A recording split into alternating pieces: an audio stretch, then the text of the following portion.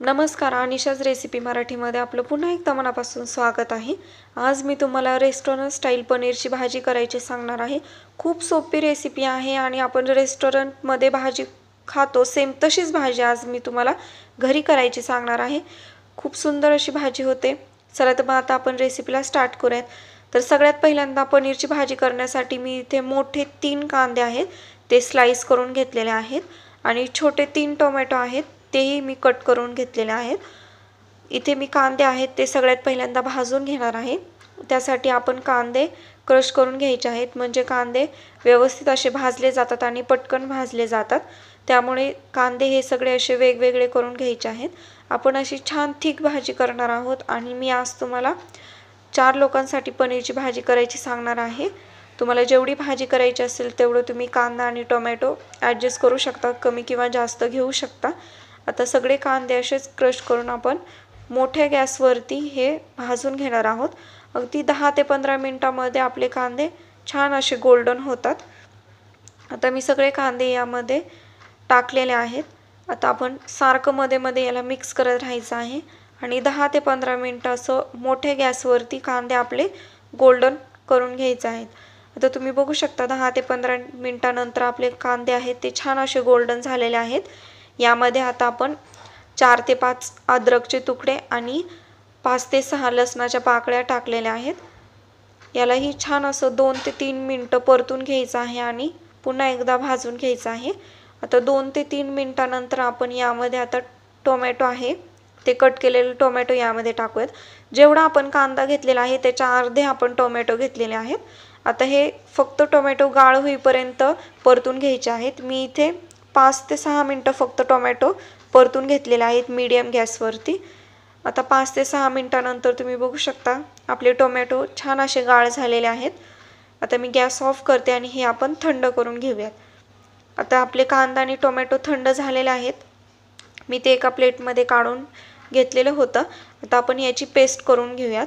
मिक्सरच्या भांड्यामध्ये आपण वाटण टाकून याची छान अशी पेस्ट बारीक करून घ्यायची आहे।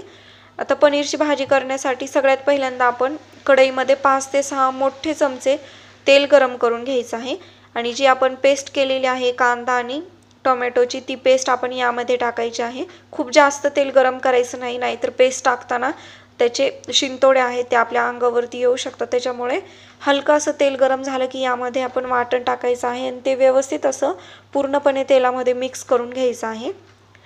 पूर्ण प्रोसेस ही भाजीची मीडियम गॅसवरती करायची, जास्त स्लो गॅस ठेवायचा नाही किंवा फास्ट पण नाही ठेवायचा। आता तुम्ही बघू शकता तेलामध्ये छान असा मसाला आहे ते मिक्स झालेला आहे आपलं टोमॅटो आणि कांदा। आता यामध्ये आपण एक मोठा चमचा मीठ टाकून घेणार आहोत, जेणेकरून त्याला लवकर तेल सुटेल। तेल सुटेपर्यंत आपण हे छान असं परतून घ्यायचं आहे। याला कंटिन्यू मिक्स करत राहायचं आहे, नाहीतर खाली लागण्याची शक्यता असते। आता आपण असंच मिक्स करत 5 ते 6 मिनिटांनंतर तुम्ही बघू शकता छान असं याला तेल सुटायला आता सुरुवात झालेली आहे। याला छान मी व्यवस्थित असं मिक्स करून घ्यायचं आणि आणखी 5 ते 6 मिनिटांनंतर तुम्ही बघू शकता आता मसाल्याला तेल सुटलेलं आहे आणि जसं आपण फिरू तसंच मसालाही फिरत आहे। आता मी इथे रेडीमेड पनीर मसाला घेतलेला आहे 2 मोठे चमचे। यामध्ये आपण पाणी टाकायचं आहे आणि हे याची पेस्ट करून घ्यायची आहे। तुम्ही पाण्याच्या ऐवजी यामध्ये दूधही टाकू शकता। अशी पेस्ट केल्यामुळे ग्रेव्ही आहे ती थिक होते आणि छान त्याला टेक्स्चर येतं, त्यामुळे आपण यामध्ये पाणी टाकलेलं आहे। तुम्ही पाण्याच्या ऐवजी दूधही टाकू शकता। आता आपण मसाल्यामध्ये हळद टाकलेली आहे अर्धा चमचा आणि पनीर मसाला आहे जी पेस्ट केलेली आहे ती यामध्ये टाकायची आहे आणि व्यवस्थित असं छान मिक्स करून घ्यायचं आहे। त्यानंतर मी इथे काश्मीरी रेड चिली पावडर घेतलेली आहे, ती इथे मोठा 1.5 चमचा मी टाकलेली आहे। इझिली तुम्हाला किराणा दुकानामध्ये अवेलेबल होईल किंवा मसाल्यावाल्यांच्या इथे काश्मीरी रेड चिली पावडर मिळते। त्याला आता छान व्यवस्थित मिक्स करायचं आणि तुम्ही बघू शकता सुंदर असा रेड कलर आलेला आहे मसाल्याला। ही कलरची मिरची पावडर आहे, त्यामुळे ही जास्त तिखट नसते। आता मी इथे मोठे 2 ग्लास पाणी गरम करून घेतलेले होतं, ते पाणी आता आपण यामध्ये टाकूयात। पाणी यासाठी गरम केलं होतं की छान याला तेलाचा तवंग येईल, तर येईल, त्यामुळे आपण गरम पाणीच यामध्ये ॲड करायचे आणि जे आपला मसाला आहे त्याला छान असं टेक्स्चर येतं, बाइंडिंग येतं, त्यामुळे आपण गरम पाणीच यूज करायचं आहे। आता गरम पाणी यामध्ये टाकल्यानंतर तुम्हाला जेवढी पातळ हवी आहे भाजी तेवढं तुम्ही यामध्ये पाणी ॲड करा. आपण जास्त पातळ केलेली नाही आहे भाजी, कारण आपल्याला रेस्टॉरंट स्टाईल पनीरची भाजी मी तुम्हाला सांगत आहे. तर जास्त पातळ नाही ठेवायची, एकदम छान असं पनीरच्या पिसांना कोटिंग झालं पाहिजे ग्रेव्हीचं. अशी तुम्ही बघू शकता मस्त अशी थिकनेस आपण ठेवलेला आहे. आणि याला आता छान असं स्लो गॅसवरती 10 ते 15 मिनटं एक उकळी काढून घ्यायची आहे. आता आपण पनीर घेतलेलं आहे, मी इथे 300 ग्रॅम पनीर घेतलेलं आहे.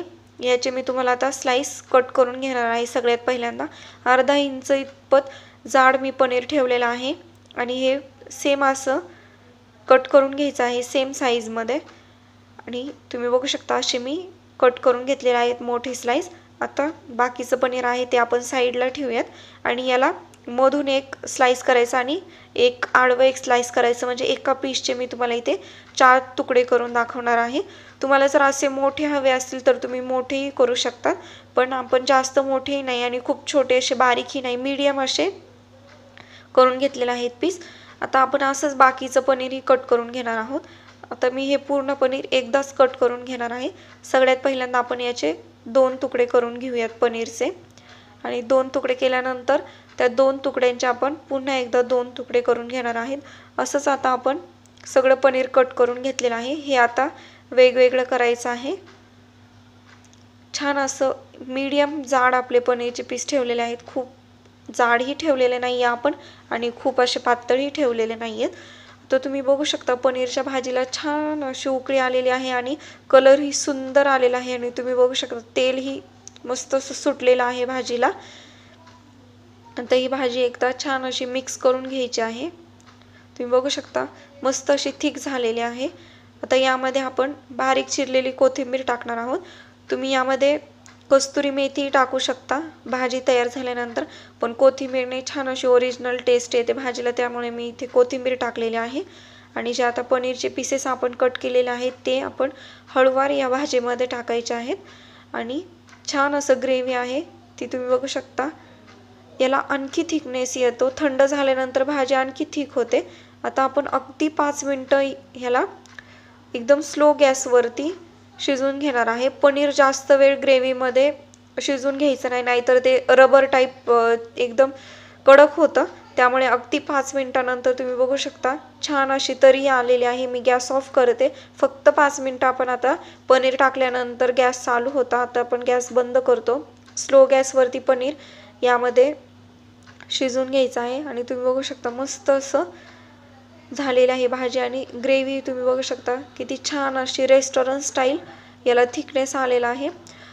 तुम्हाला आता मी सर्व करून दाखवते. अशाच नवीन नवीन रेसिपीजसाठी तुम्ही अनिशाज रेसिपीला सबस्क्राईब केले नसेल तर सबस्क्राईब करा आणि शेजारी तुम्हाला घंटीचा आयकॉन दिसेल म्हणजेच बेलचा आयकॉन दिसेल, तिथे क्लिक करा म्हणजे तुम्हाला माझ्या नवीन व्हिडिओचं नोटिफिकेशन येईल. लाईक करा, शेअर करा आणि कमेंट करा. अशाच रेसिपीसोबत आपण पुन्हा एकदा भेटूया. आत्ता इथेच थांबूयात. थँक्यू.